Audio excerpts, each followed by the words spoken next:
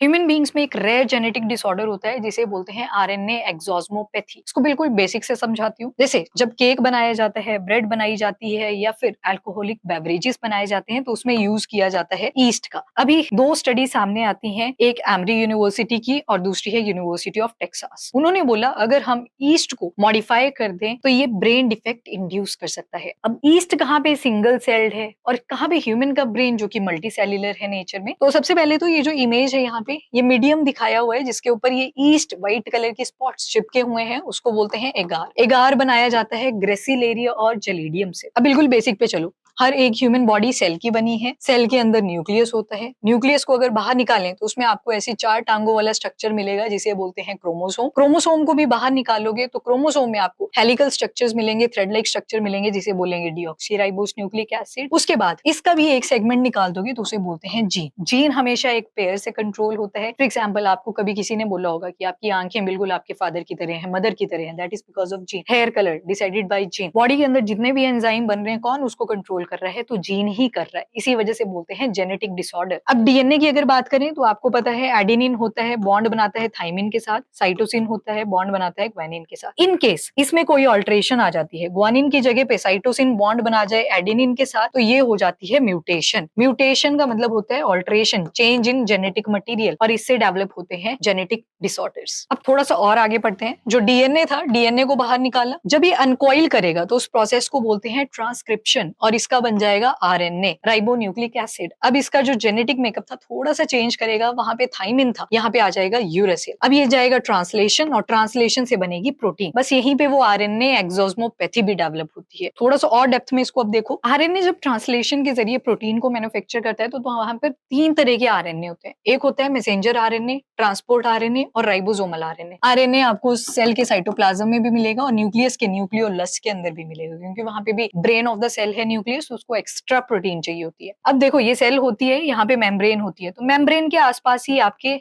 Messenger RNA बैठे होते हैं। मेन जो प्रोटीन बनती है वो आरएनए के पास बनती है, जिसे राइबोसोमल आप बोल रहे हो। तो ट्रांसपोर्ट कौन करेगा रॉ मटेरियल, वो करता है ट्रांसपोर्ट आरएनए। मैसेंजर आरएनए के पास ऑर्डर आएगा कि हमें प्रोटीन 1 चाहिए, ठीक है, ये बता देगा राइबोसोमल आरएनए को, ये तो शेफ है, इसको तो खाना बनाने का काम है, प्रोटीन बनाने का काम है, तो ये ऑर्डर देगा टीआरएनए को कि जाओ ये सारे अमीनो एसिड लेके आओ because I have to manufacture protein 1। और टीआरएनए अमीनो एसिड लेके आएगा और प्रिपेयर कर देगा यहाँ पे प्रोटीन। जैसे प्रोटीन बन जाएगी, ऑर्डर रेडी है, ये सेल के बाहर निकल जाएगा। अब जब पूरी प्रोसेस चल रही होती है तो इसकी प्रोसेसिंग को चेक करता है आरएनए एक्सोसोम। जैसे सीसीटीवी कैमरा होता है ना जिसका काम सर्वेलियंस का होता है, तो आरएनए एक्सोसोम भी क्या करता है, ये पूरे काम के ऊपर चेक रखता है। और आरएनए एक्सोसोम की एक आदत है कि